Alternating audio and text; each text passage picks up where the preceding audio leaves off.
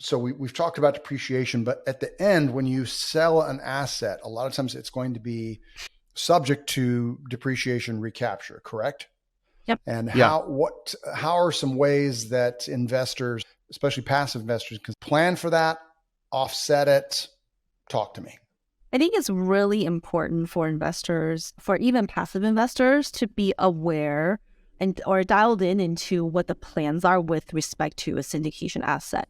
So if I invested in an apartment syndication and I know it's going to exit sometime this year, that it's a really good idea for me to do some tax planning with my own CPA, right? So for example, I'm expecting $80,000 capital gains from the sale of real estate. What are some of the ways I can reduce it, right?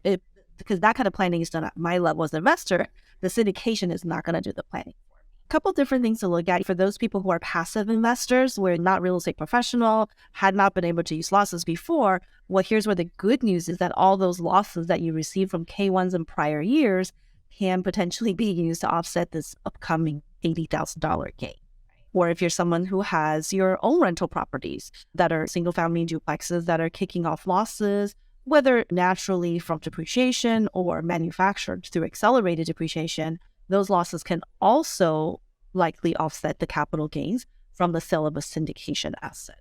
Yeah, I think people hear that term depreciation recapture and get scared, and it is part of the overall capital gain on the sale of an asset. It is taxed slightly higher, generally speaking, than the regular long-term capital gains rate. But keep in mind, a lot of these, you probably see this too, right? Is a lot of these investors in these syndications are wealthy, high-income people in a higher tax bracket. So that upfront deduction they're getting probably is saving them at 32, 35, 37 cents on the dollar, where the depreciation capture on the back end is only at a lot of times 25%.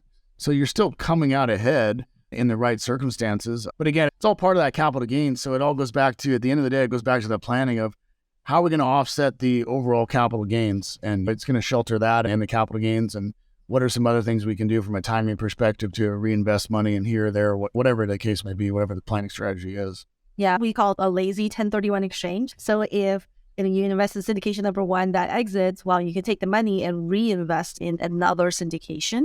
And then the second syndication kicks off losses within the same year, then they can offset each other, or even harvesting stock losses. If you had stock or crypto losses, those are capital losses that potentially offset the capital gains of the syndication too. So many great ways to offset or defer the tax that, like Matt said, you don't have to be super scared of this word, depreciation recapture, which unfortunately a lot of CPAs have that narrative. It's funny, I was talking to a client yesterday and I mentioned that's lazy man's 1031, or it got translated from me saying lazy man to them saying poor man's 1031. I was like, I don't know if it doesn't have to be a poor man's 1031, but Yeah.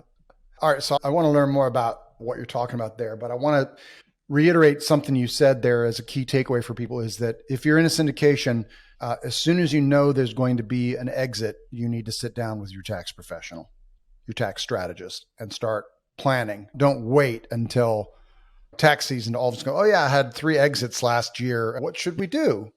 the first time we hear about it shouldn't be when you're sending me your K1 in March or April, right? Yeah. So we work with investors on both sides. We have clients who are syndicators and we have clients who are the passive investors.